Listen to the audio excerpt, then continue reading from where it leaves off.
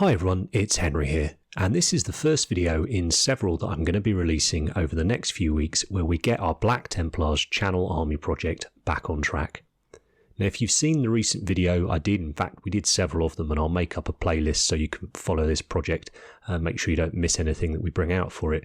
But if you saw the recent one where I painted up a test unit, some Terminators, you'll know that unfortunately I really wasn't very happy with the end result, and that's nothing to do with me thinking that the model I painted was bad. It simply was not what I wanted, which made it slightly tricky when it came to assessing it and how was I going to change it and quote unquote improve it. Now firstly, I want to say a huge thank you to all of you that took the time to make some comments on the video, suggest things that you thought maybe would make me enjoy the model a little bit more, and lots of you saying, oh no, it looks great and great. That enthusiasm and positivity and everything is amazing and wonderful, and it really does help. But what I really needed in this situation was quite a cold clinical analysis to make sure that I could move on and not let this stall what I think is going to be a really awesome project over the next sort of 10-12 months. So I've always been very comfortable with sort of self-criticism of my work, so there was going to be an element of that, because ultimately we have to do these things because we enjoy them, right? And I appreciate that this is my job. This channel, Cult of Paint, is my living, and I'm producing content for you guys to watch. But when it's a project like this, which is actually something that I want to enjoy and have on the shelf and go to events and play games with my gaming group with and whatnot, there's slightly different sort of parameters that come along with it. And particularly with this, whilst it's going to be myself and Andy working on this army, Andy is busy over on our Patreon with his personal projects for competitions and whatnot. So he'll be dropping in now and again, I hope, with some cool looking characters. But I need to be getting the bulk of this army done, and I need to be enjoying it. But I would say, if you want to go check out Patreon, links in the description as ever, and it's because of the support from you guys over on Patreon that we're even able to consider doing a project like this for Black Templars Army. So it's very much for you, albeit it's going to be sat on my my shelf. But yeah, so after some sort of self-criticism, some analysis of that, it became fairly clear to me that I had spent the last few years on this YouTube channel producing what I felt were fairly high-level army painting recipe videos, ways to help other people enjoy painting miniatures in the way that I enjoy painting miniatures. And what that tends to mean is that every week it will be something completely different to what I did the previous week. It will be coming up with a scheme, coming up with an idea, filming it, executing it, getting it done, and then move on to the next and move on to the next. And it's actually been a long time since I have sat and really taken some time with a project, gone deep dive. I'm a huge Warhammer nerd. My nerd credentials are pretty poor when it comes to most sort of fantasy and sci-fi genres, but within Warhammer I would consider myself pretty well versed in it all. I love the background, I enjoy playing the game, and obviously I love building and painting the miniatures. So the simple fact was that I was treating this new project just like I've been treating every other work project, for want of a better term, having to get it out, get it done, get it on the table, get moving on to the next thing. Whereas actually what we can do with this project is take a little bit of time, but also recognise that if you want something that you are going to love and enjoy and savour and be motivated to do more things for, I think you really do need to love the result. And that means taking more time and accepting that to get to that stage is going to take more time. I've got gaming armies. I'm really enjoying playing Age of Sigmar at the minute with my gaming group, but for that I will be knocking out stuff that is fine for the table and allows me to play the game, colouring in, right? Stuff that I'm not going to be putting on a shelf. It'll stay in the gaming bag, and that's that. I won't be showing it off online and all the rest of it. But this Black Templars army needs to be something that we want to do all of those things with. So other than being that level of self-criticism, I also went to a few people whose opinions I really respect for some advice. And actually a few people reached out to me I was very pleasantly surprised with. And one of them I want to thank very much is Maxime. So Maxime Corbet. These are the images of his Black Templars army you can see here. Now Maxime's a sculptor for Games Workshop, but he also produces this awesome Black Templars army, which was a huge inspiration along with the John Blanche artwork that we spoke about. And he just gave me a few little tips to do with the colours he'd used and why he'd used them and so on and so forth. And just that little bit of help from someone you respect, huge boost, and really made me go, we're not going to let this project fail. Let's crack on and push on and get this thing done. So I want to spend the next few weeks building up and painting several units to get a nice little chunk of the army done to start with. So I hope you don't mind that it will be Black Templars for a few videos now, and because of that I want to make sure that these videos still can remain interesting, but give myself the time to work on these miniatures to get the result that I want. So what are we going to do for this first batch of miniatures to get ourselves back on track? Well, I looked through some of the stuff from the recent Space Marines release that Games Workshop sent us some bits from for review, and one of the units in it is the Jump Pack Assault Intercessor, whatever they're calling them, the Jump Pack Marines. And I love this as a unit, and in my mind I want this army when it's together to sit and look like an army from the White Dwarfs that I used to read, a visual composition of it. And I just feel like Assault Marines are a very Black Templars thing.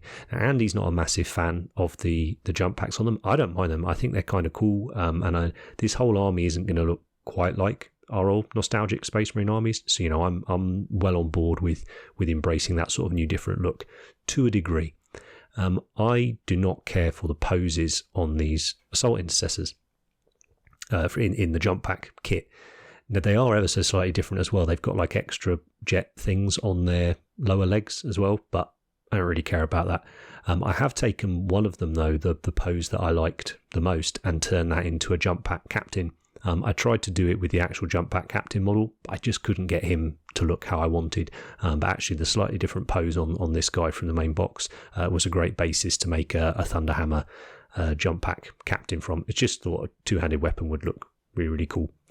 But the Assault Marines themselves, the Assault Intercessors with jump packs themselves, I wanted to use the easy-to-build Assault Marines that we got from the previous edition of Warhammer 40k from the launch box. It was called Indomitus. Now, because of that, they're no longer available, and they're actually quite expensive, 20-something quid for 5 of them on eBay, but I went and picked them up because I think the poses are awesome. And with an awful lot of trimming and filing and mold line cleaning and all the rest of it, I ended up with what essentially I think looks like fairly stock miniatures, but to a pose and just exactly how I want them to look. I like how bulky that new jump pack looks on them. I have used the shoulder pads from the new Mark III kits quite liberally amongst them. I think with Black Templars, one of the big visual cues we get is the addition of rivets and bonding studs and things like that. So I picked parts that had those on already, but then I've also added them myself, in making the rivets and gluing them on myself, because I think it does elevates them and differentiates them slightly. But as I said, I actually think I've ended up with what I hope look like fairly stock models.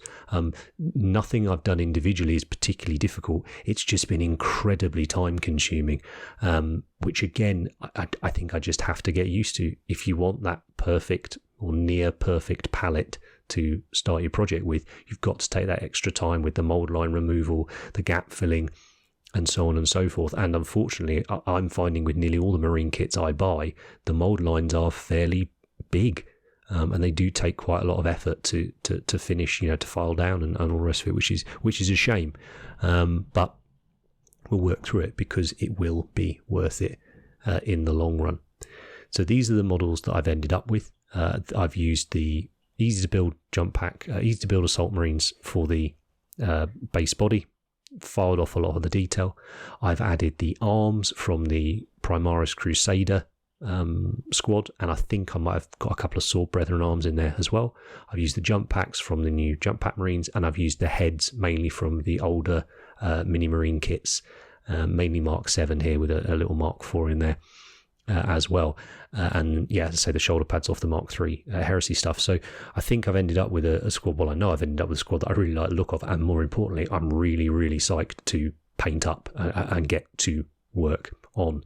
The other thing that I would like to add into this first little batch, sort of assault themed batch, is another miniature that actually I wasn't particularly happy with in the end. So earlier this year, a box came out, Strike Force Agastus it was called, and I painted this box up as a take on Ultramarines. Quite a different take, but I just thought it would be fun and an interesting project to do. And I completed it, I looked at it, it was all right, but it really didn't fire me up. And the hope at this time was actually that would be the beginning of the channel army, and that every release that came out I would just keep adding into that Strike Force and painting them up with this sort of different take on Ultramarines, and that would be that. But it just wasn't there. But the one model I was pretty happy with how it came out was the what's he called, the Brutalis Dreadnought, the close combat Dreadnought.